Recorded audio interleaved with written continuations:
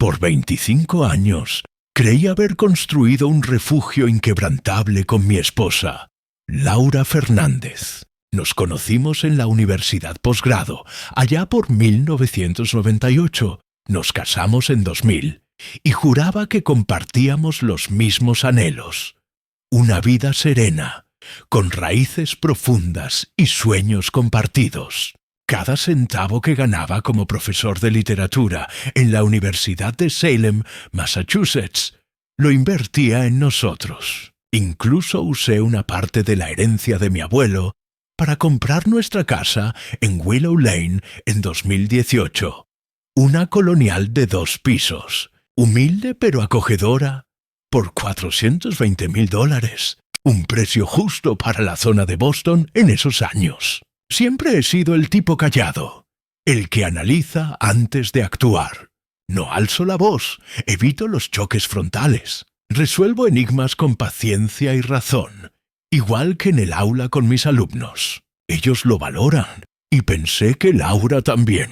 Ahora, con 52 años a cuestas, miro atrás y veo claro. Lo que yo tomaba por fortaleza, ella lo confundía con fragilidad. Ese fue mi primer desliz. Nuestro matrimonio no era idílico, pero lo creía firme como una raíz vieja. Teníamos nuestras costumbres, yo corrigiendo ensayos al atardecer mientras ella tecleaba en su portátil, manejando campañas en redes para emprendedores locales vía LinkedIn y TikTok. Cenábamos juntos, veíamos series en streaming, charlábamos de nimiedades cotidianas. ¿O eso creía yo? Las grietas asomaron a principios de 2023. Laura empezó con escapadas, retiros femeninos, los llamaba. Fines de semana para reconectarse en talleres de desarrollo personal. Volvía luciendo joyas caras, ropa de marca, bolsos que gritaban lujo. Todo por encima de lo que su trabajo freelance podía costear. ¿De dónde sale esto?, le pregunté una vez. Ella sonrió, evasiva. Hice contactos nuevos, clientes premium.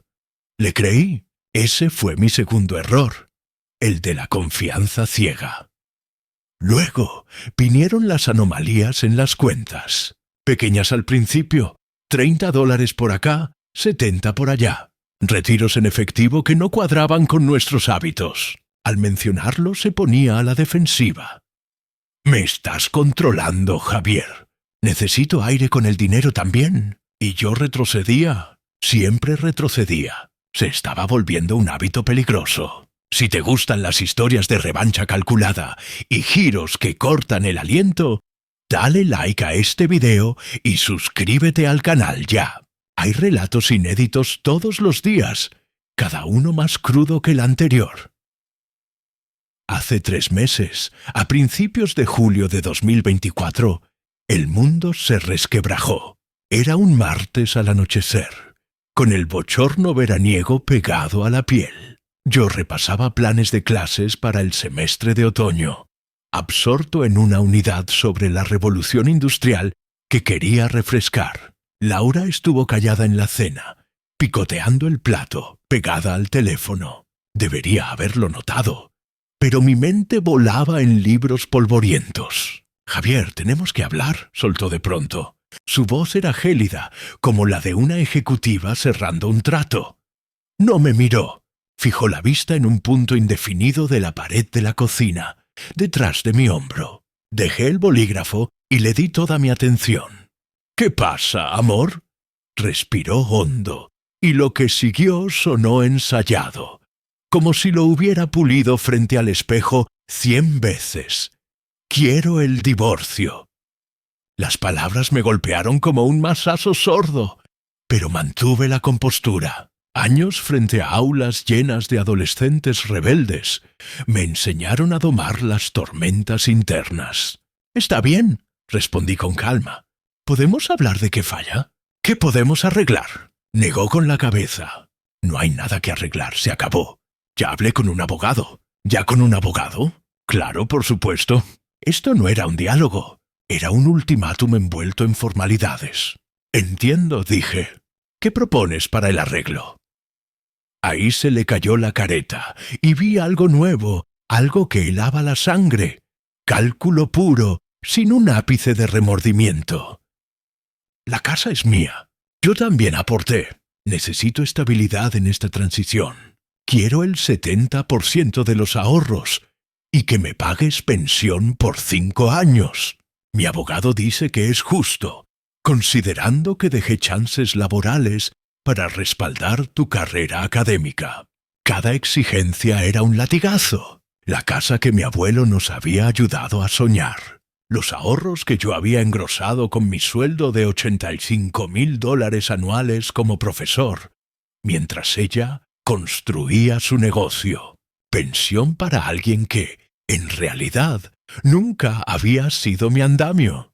Pero el remate fue lo que me abrió los ojos del todo. Me miró por fin, y su sonrisa era un glaciar. Eres solo un docente, Javier. No tienes plata para un abogado de verdad. No puedes pelear conmigo. Me quedé ahí, digiriendo no solo las demandas, sino el desprecio que las teñía. La idea de que 25 años se evaporaran con tal desdén casual. Lo capto, murmuré al cabo. Se sorprendió de mi serenidad. Esperaba gritos, súplicas, quizás un derrumbe. En cambio, solo asentí. Necesito tiempo para asimilarlo. ¿Podemos repasar detalles en unos días? Claro, dijo, pero su gesto gritaba victoria prematura, como si ya me viera rindiéndome sin chistar. Esa noche, mientras ella dormía plácidamente a mi lado, yo velaba mirando el techo. Tenía razón en una cosa. No podía costear un divorcista de lujo.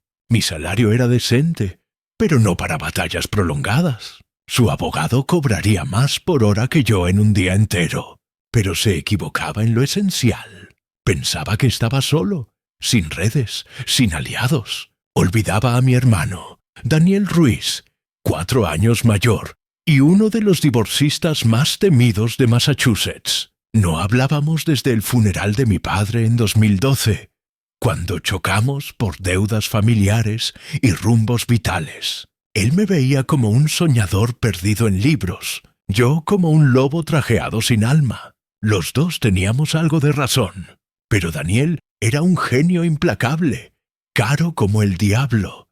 $450 la hora en 2024 y valía cada uno. Maestro en divorcios de alto voltaje, defendiendo a magnates, senadores y estrellas. Su fama, olfatear fisuras en el rival y henderlas como un bisturí. A la mañana siguiente, en mi estudio, desmenucé nuestras finanzas como si fueran un manuscrito antiguo. Como profesor de literatura, sé de narrativas ocultas en papeles desordenados. Y lo que hallé era turbio.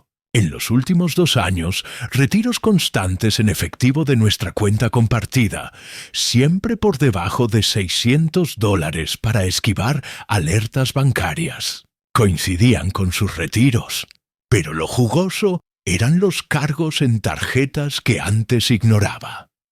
Cenas opulentas en Nueva York, suites en Filadelfia, joyerías en Providence, todos en fechas de sus supuestos talleres. Llamé a mi amigo Tomás Herrera, contador que me ayudaba con impuestos desde hace una década.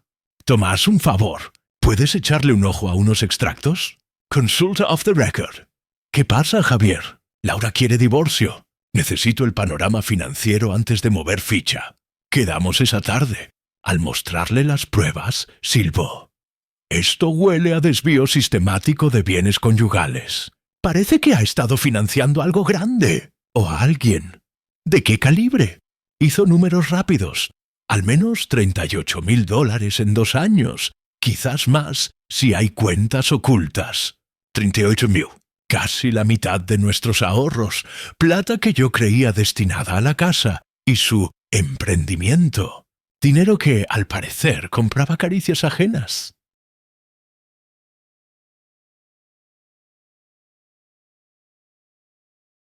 Esa noche hice lo que no hacía en años. Investigué a mi hermano. Su bufete online era imponente.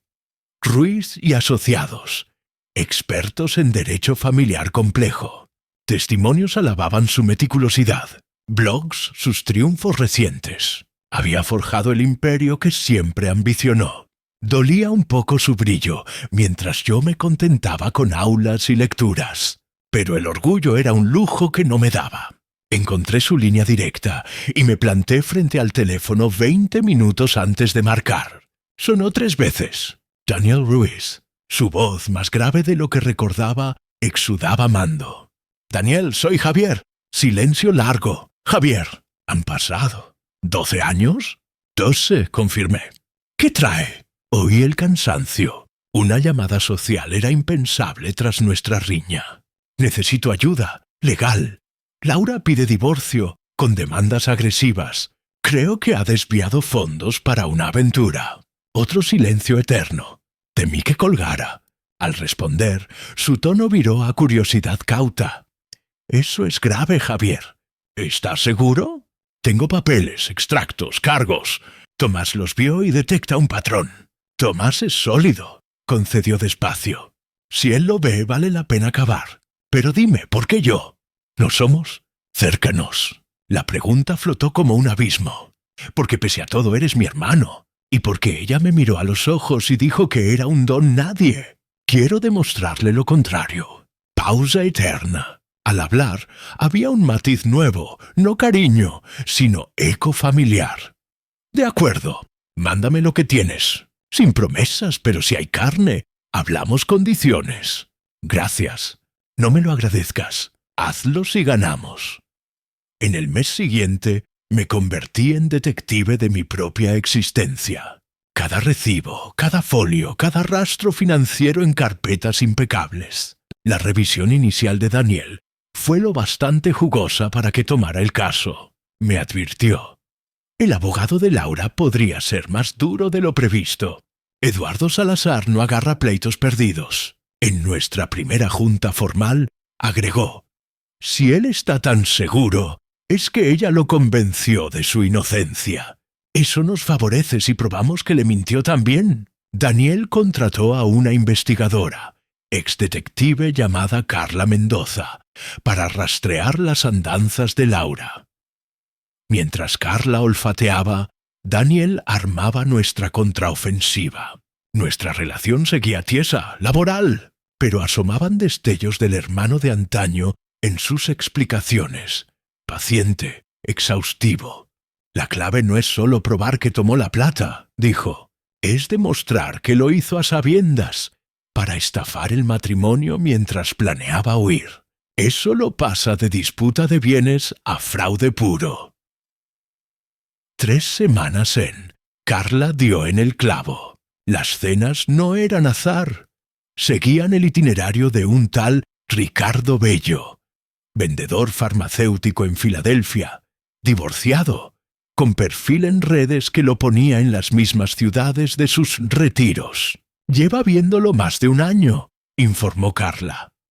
Registros hoteleros confirman encuentros regulares. Las joyas marcan aniversarios suyos. No es solo infidelidad, Javier.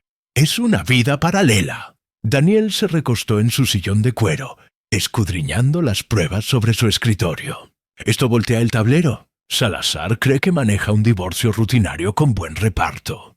No sabe que su clienta es una fraudulenta. ¿Y ahora? Esperamos que presenten su demanda con todo su aire de superioridad. Luego contraatacamos con lo que no ven venir. El impacto solo valdrá la sorpresa». La primera vista fue un jueves de fines de julio en el Tribunal Familiar del Condado de Essex. Laura presionaba por celeridad, queriendo pillarme desprevenido. Su abogado, Eduardo Salazar, era famoso por tácticas bully y ahogar a rivales sin fondos para guerras largas. Esperaban verme solo, acorralado, tragando sus términos. Iban a llevarse el susto de su vida. Llegué al juzgado a las 8:30, media hora antes. El edificio imponía. Columnas de piedra, arquitectura federal que recordaba que la justicia no tolera tonterías. Vestí mi traje azul mejor, el de conferencias y hitos. Nervios había, pero una paz rara también. Todo estaba en manos ajenas ahora.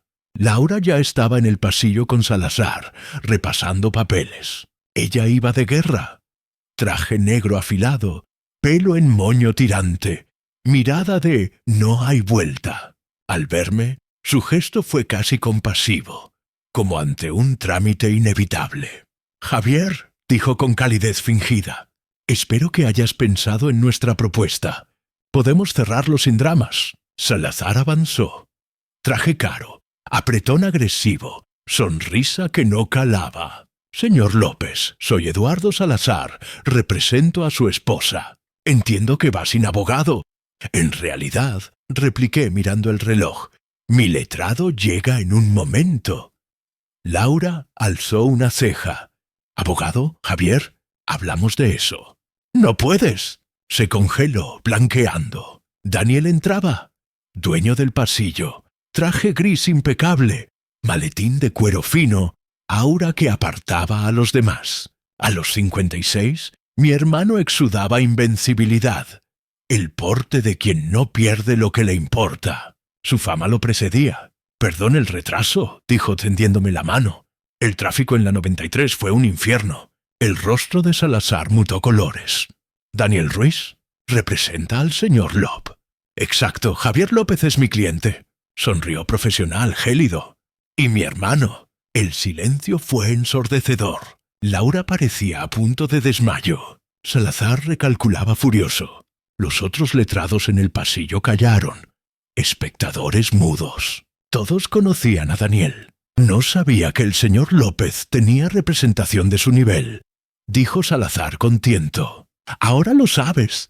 ¿Entramos? La jueza Reilly nos espera.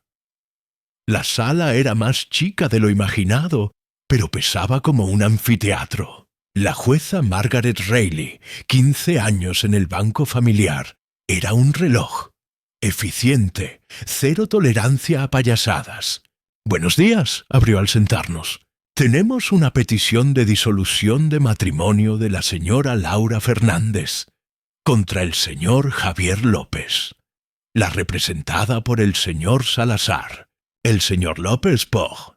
Pausa, revisando papeles. El señor Daniel Ruiz, inusual. Su señoría», arrancó Salazar. «Buscamos una disolución simple con términos equitativos, dados los hechos del matrimonio». Reilly asintió. «Señor Ruiz, ¿respuesta?» Daniel se levantó fluido. «Por supuesto, su señoría. Presentamos contrapetición con alegatos graves. Mi cliente halló pruebas de desvío sistemático de bienes conyugales por la señora Fernández para financiar una relación extramatrimonial. Pedimos auditoría total, reembolso de fondos malversados y sanciones por ocultamiento fraudulento». El aire se enfrió 10 grados. Salazar revolvía papeles frenético, pillado a contrapié. Laura palideció, aferrando la mesa. «Eso es grave, señor Ruiz», dijo Reilly. «¿Documentación?» «Amplia, su señoría. Extractos bancarios, cargos en tarjetas, recibos hoteleros, viajes y fotos de las actividades de la señora Fernández en 2 años. Más testimonio de investigadora privada sobre su vínculo con Ricardo Bello, de Filadelfia». Vi desmoronarse el rostro de Laura. El nombre de Ricardo la noqueó. Salazar le susurró urgente, pero ella estaba ida.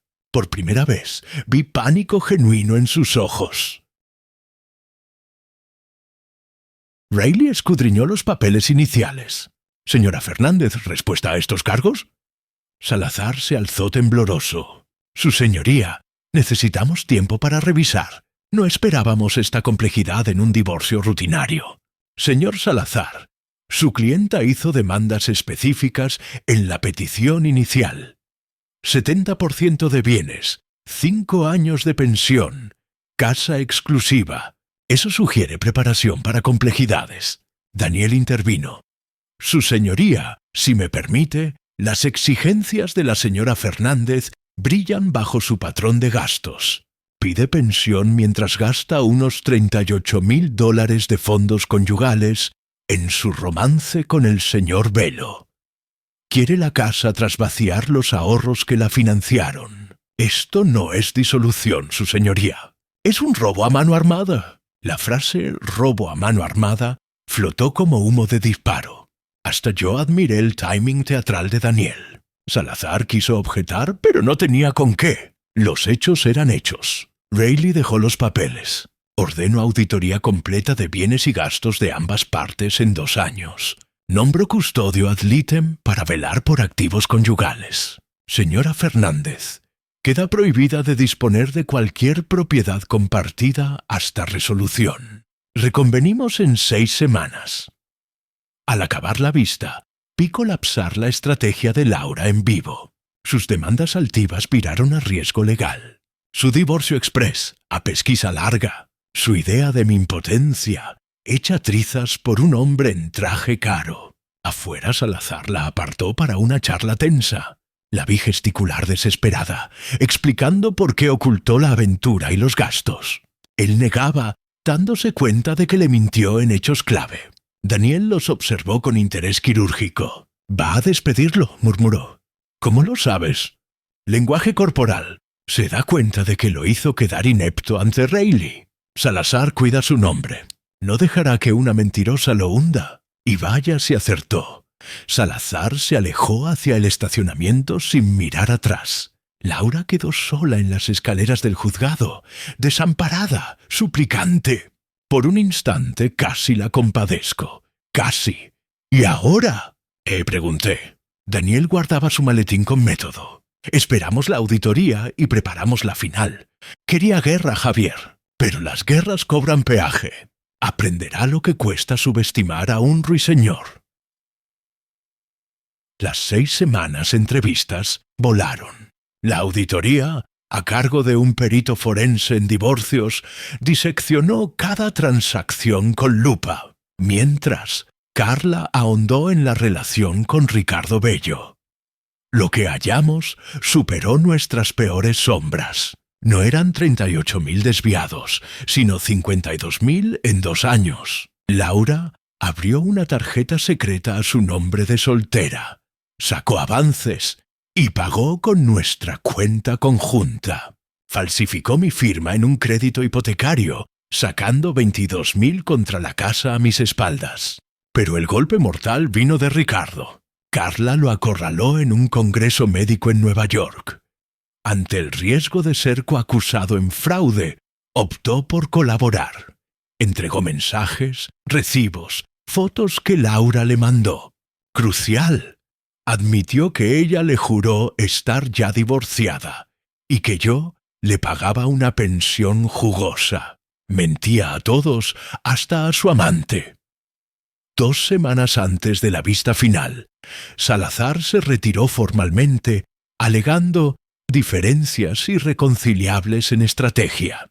En criollo, descubrió sus embustes y no podía representarla éticamente. Laura corrió a un novato de un bufete menor, experto en divorcios simples, no fraudes enredados. En ese lapso, algo imprevisto brotó entre Daniel y yo. Lo profesional se tiñó de personal. Nuestros cafés por el caso derivaban en charlas profundas. La bronca de 2012 menguaba, eclipsada por la sangre compartida. «Te debo una disculpa», le dije en una. «Lo que solté en el funeral de papá sobre tu vida. Me equivoqué. Has levantado un coloso». Daniel removió su café pensativo. «Y yo sobre lo tuyo, Javier. Pensé que los libros te ataban. Ahora veo que hallaste tu norte, tu paz. Eso pesa más que billetes. No fue reconciliación total. 12 años de hielo no se derriten en un soplo. Pero fue un puente. El día de la vista de septiembre, el contraste era brutal. Donde Laura antes desfilaba segura, ahora parecía demacrada, acorralada. Su nuevo abogado, un chaval inquieto llamado Andrés Vega, sudaba tinta, organizaba papeles con manos temblorosas, echando vistazos a Daniel como liebre a lobo. Reilly repasó la auditoría con rigor. Los números incriminaban, pero el patrón narraba la traición. Engaño metódico, fraude sostenido, ruptura total de la fe conyugal. «Señora Fernández», abrió Reilly, «las pruebas indican desvío masivo de bienes para uso personal en una relación extramatrimonial. ¿Lo impugna? Vega susurró febril antes de alzarse. Su señoría, mi clienta admite irregularidades financieras, pero sostiene que sus reclamos de reparto son justos. Daniel saltó. Su señoría, la señora Fernández no cometió irregularidades. Cometió fraude. Falsificó la firma de mi cliente en préstamos, abrió créditos ocultos y robó sistemáticamente de ahorros compartidos para nutrir una aventura de 2 años. Esto no es disolución, es delito. La palabra delito tronó como rayo. Vega empalideció. Laura estrujó la mesa hasta blanquearse los nudillos. Hasta yo pesé su gravedad. Daniel no solo demolía su caso civil, ponía en jaque su libertad. El gesto de Reilly se endureció. Señor Ruiz, ¿sugiere remitir esto a penal? Sugiero, su señoría, que los actos de la señora Fernández son fraude felonía bajo ley de Massachusetts. Aún así, mi cliente prioriza recuperar lo robado y disolver el matrimonio sin más daño económico. Genial. Daniel le tendía a Laura una salida de las cadenas penales, pero solo si tiraba sus demandas absurdas y aceptaba lo razonable. El ultimátum latía: pacta o enfréntate a la fiscalía. Vega pidió receso para consultar. Los vi apiñados en un rincón.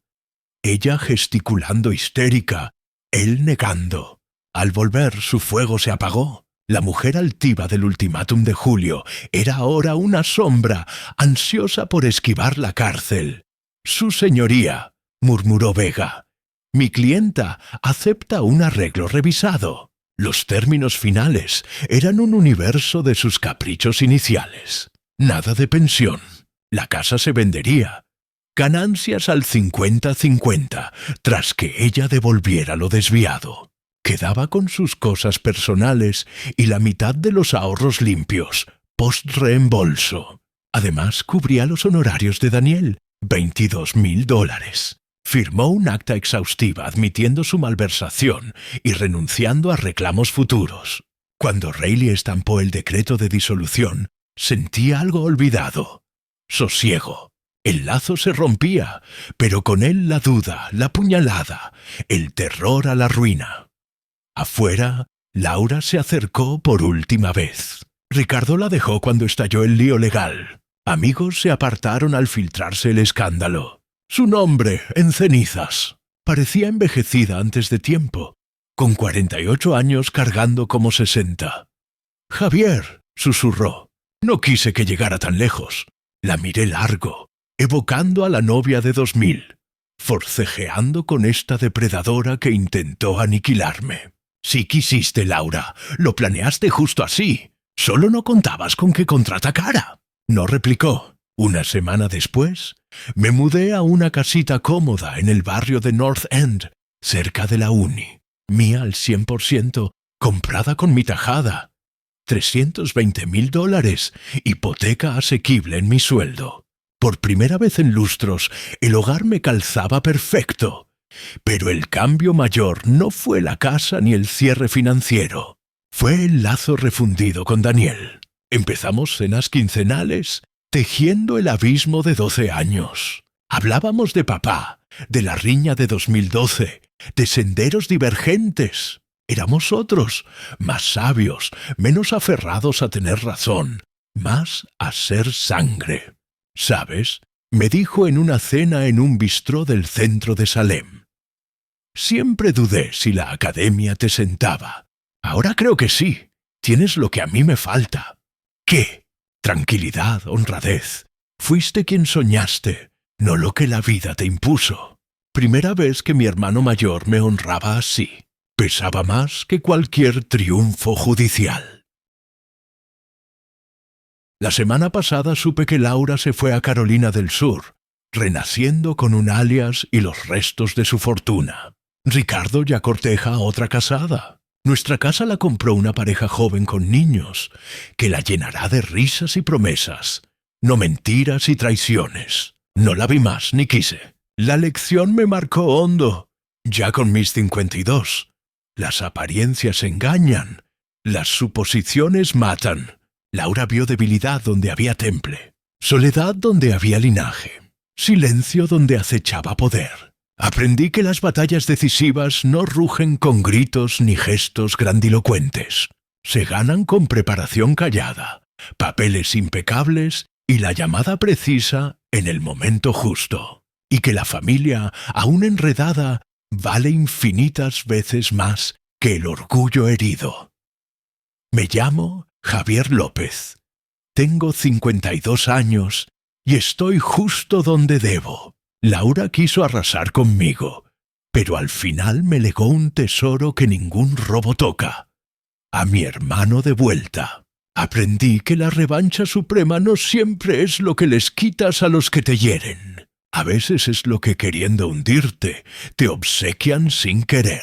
Si esta historia te atrapó, dale like y cuéntame en comentarios qué te pareció. Si no estás suscrito, hazlo ya y activa la campanita para no perderte relatos como este. Gracias por escuchar y nos vemos en la próxima.